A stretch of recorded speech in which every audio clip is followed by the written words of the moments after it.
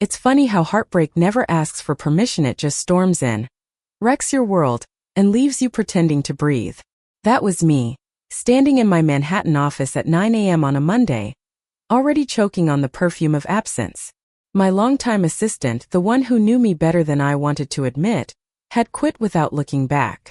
And the agency, in its infinite wisdom, sent me a temporary replacement. A warm body to fill the chair, nothing more. But then she walked in. Her name was Claire. She wasn't supposed to matter, just a stand-in until the company found someone permanent. Yet, with her loose blonde hair falling into her curious eyes, with that smile that somehow carried both mischief and kindness, she mattered instantly. Too much. I remember thinking, don't get attached. But Claire had a way of breaking rules without even trying. She brought me coffee the way I liked it, not because she was told, but because she noticed. She laughed at my dry sarcasm, not because she wanted to impress me, but because she genuinely found it funny. And she looked at minute at my title, not at the glossy skyline behind me but at me. In New York, people survive by building walls. Mine were skyscrapers higher than the Empire State. Claire didn't ask for permission. She slipped in through the cracks with warmth I hadn't felt in years. Still, love has a cruel sense of timing. She would lean over my desk to show me a document, and my pulse betrayed me. She brushed my arm once and it was like fire under my skin. Every stolen glance, every half smile, every breath she shared in my space was a quiet war I kept losing. She was temporary. She was not mine. She was never supposed to be anything more than a placeholder. And yet, when she stayed late one night, the office emptied except for us, the air shifted. Rain pattered against the glass windows, and the city blurred into streaks of gold and gray. Claire sat on the edge of my desk, swinging her legs like a girl with secrets.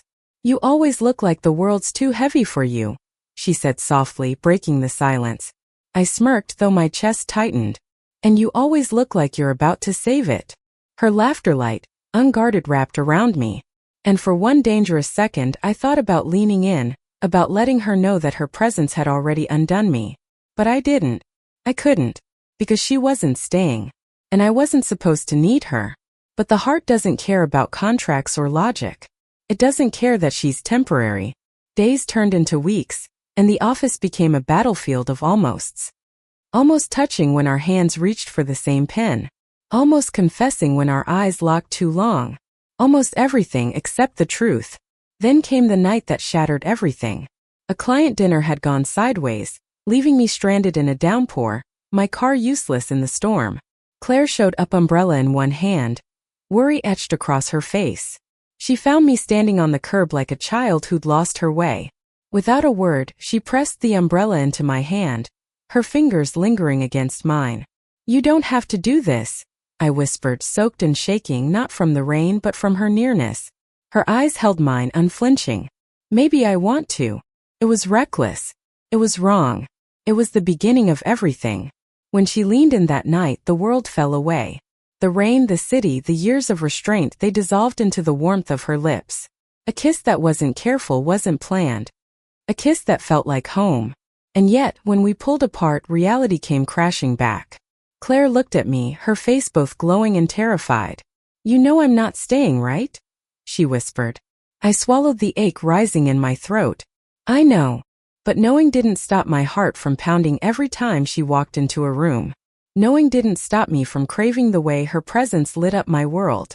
And knowing didn't stop me from realizing that somewhere between temporary and forever, I had fallen in love with her. Claire's words haunted me long after that night in the rain. "I'm not staying." She'd said it gently, as if trying to spare me from the inevitable. But how do you brace for losing something you were never supposed to need? The days that followed were torture wrapped in routine. We still worked side by side, still shared coffee and quiet laughter, but everything was different. Every touch carried the weight of what we'd almost admitted. Every glance screamed of the kiss we pretended never happened. I tried to bury myself in work, but the truth sat heavy in my chest. I had fallen for someone who was never meant to stay. And she looked at me like she wanted to belong here but didn't know how. The breaking point came on a Friday afternoon. Claire was packing up her desk earlier than usual, her face pale but composed. I caught sight of a printed email on top of her bogger next assignment, A new company across town. My chest caved in before I even opened my mouth. So this is it, I said quietly, leaning against the doorframe of my office. She froze, her hands tightening around the strap of her bag. They need me. Is what I do. I laughed, sharp and bitter. You walk into people's lives, fix their mess, and then just leave. Her eyes shimmered, but she didn't answer right away. Finally, she whispered, I wasn't supposed to matter this much to you. The silence between us was unbearable. My instinct was to build walls, to push her away before she could leave on her own.